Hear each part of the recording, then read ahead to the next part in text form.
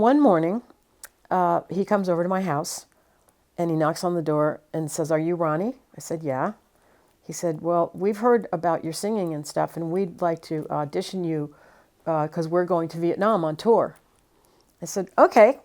We never did those big kinds of, big shows besides when we were the playoff band for Bob Hope.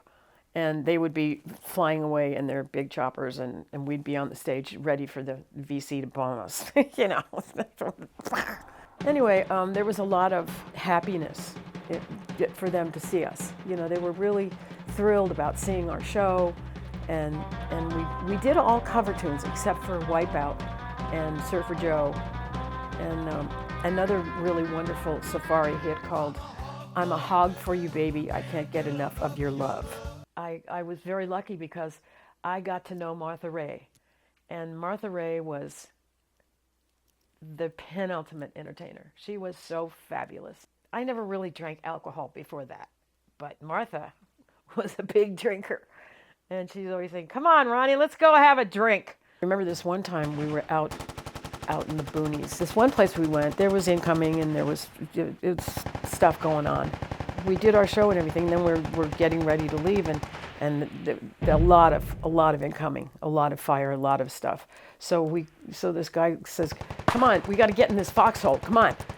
So what do? I think, the foxhole, I was watching combat. I thought, well, Vic Morrow just jumps in a little hole and that's it, and his head's sticking out, and that thing was 6.5 feet deep, and I wrecked my knees.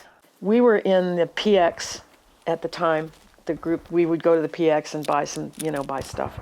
We heard ground fire and small weapons fire, and it was really close. And there was thousands of Viet Cong coming up out of the tunnels. They were called the tunnels of Cu Chi. They were just killing everybody. They had all their guns. They had a billion AK-47s, and they were just mowing down people, just mowing down anybody who was in the way, and just and it was, whoa, what's going on here? We got home from Vietnam the first time in April. I had to go back to high school to finish high school. And how much fun do you think that was? I had changed so much in that 9 months that I was gone. Oh yeah. And I bought some little, short wigs, and I was wearing them to school and stuff. And everybody just thought, "Wow, you are so weird." But they liked it. When I went back to Vietnam, I volunteered at I think it was called the 353 Medevac Hospital. That's when I saw the really bad stuff. It was a place where they would drop all the guys off that had been shot and wounded and killed, and with the choppers, and then they come across the bridge, and there was the hospital there. So I saw a lot more action from that, actually, than I did when we were there as a band.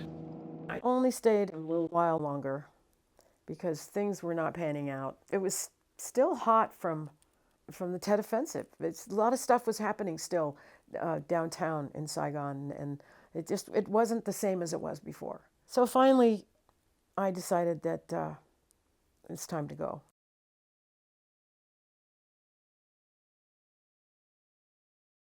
Somewhere